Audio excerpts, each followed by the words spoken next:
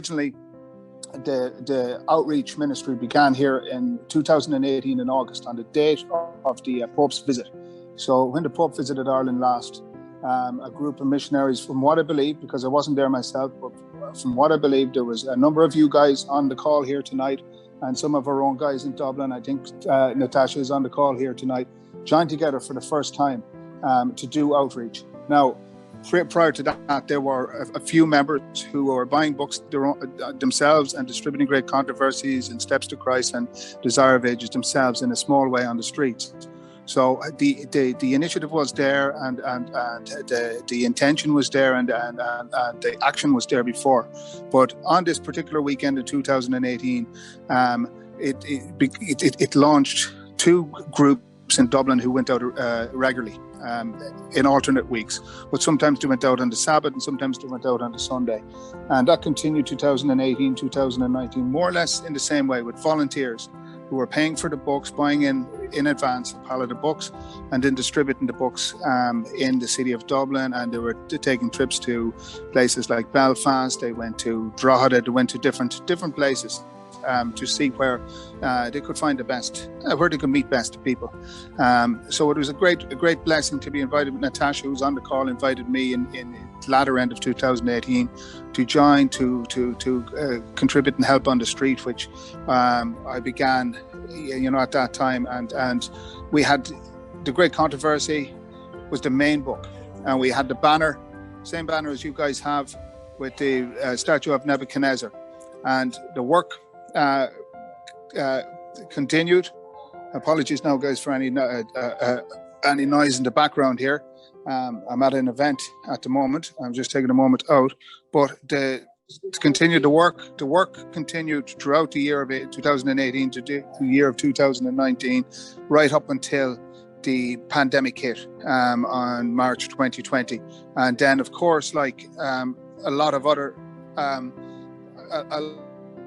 activities, everything stopped because we couldn't lawfully go. Well, that's a debate, but we couldn't get to the streets because of the lockdown. The government imposed lockdown, and we were out of action for about 2 months. I think we came back in about July that year, or late June, and that was when things really started to change with the outreach in Ireland. It was shortly after that one of our pastors in the church in Ireland came. I remember the Sunday morning he came and he joined us, and from that period of time there was a very, very different attitude among church members and among people in Dublin and across Ireland as well.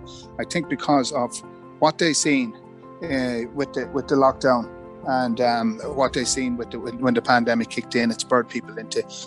It changed people's minds, made people, consider the nature of the work and the seriousness of the work and the times. I think the timing, really made people look at where we are in the world's history and what the contents of this book, the Great Controversy, contain, and the impact of that getting into people's hands, into people's minds, and this knowledge going out right now and reaching people. So from that time, the ministry, which was loosely organized under no such real official banner, from that time in let's say September 2020, I remember the meeting that took place that launched what we now know as Discover Truth. We had an original website before that, which was basic enough, and at that point our pastor Christian, who came on board at that point, who has incredible skills, he's recently gone on to a new position in the British Union Conference as a publisher, and he had previous experience as a publisher, but he came on board and he helped build a whole new website for us. And the website has been a huge useful tool in terms of the evangelical outreach, which Natasha will mention more, I'm sure, if she's invited to speak, which she will, because the website now today gets roughly about, let's say 15 to 20, and correct me if I'm wrong, 15 to 20 Bible requests a week on average, which we always aim to try and hand deliver. So we have a supply of Bibles in addition to the books, and also I can report that from the original location in Dublin, we have now around the country of Ireland an additional approximately 7 locations.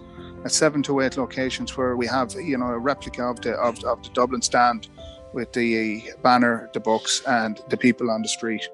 So it's an absolute testament to the work of God and the work of Christ in Ireland and the 32 counties. And I'm going to leave it at that, guys.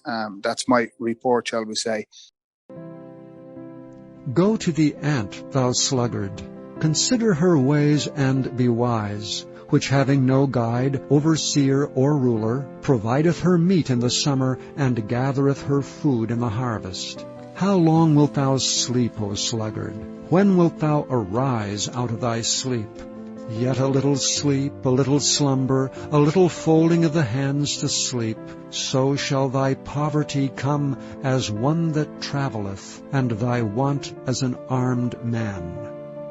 And that, knowing the time, that now it is high time to awake out of sleep, for now is our salvation nearer than when we believed.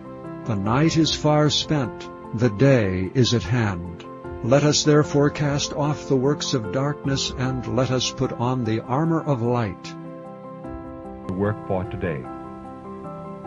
The third angel's message is swelling into a loud cry, and you must not feel as liberty to neglect the present duty and still entertain the idea that at some future time you will be the recipients of great blessing, when without any effort on your part a wonderful revival will take place.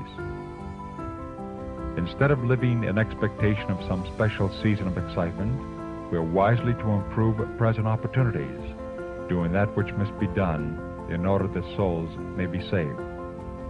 Instead of exhausting the powers of our mind in speculations in regard to the times and seasons which the Lord has placed in His own power and withheld from men, we are to yield ourselves to the control of the Holy Spirit, to do present duties, to give the bread of life, unadulterated with human opinions, to souls who are perishing for the truth.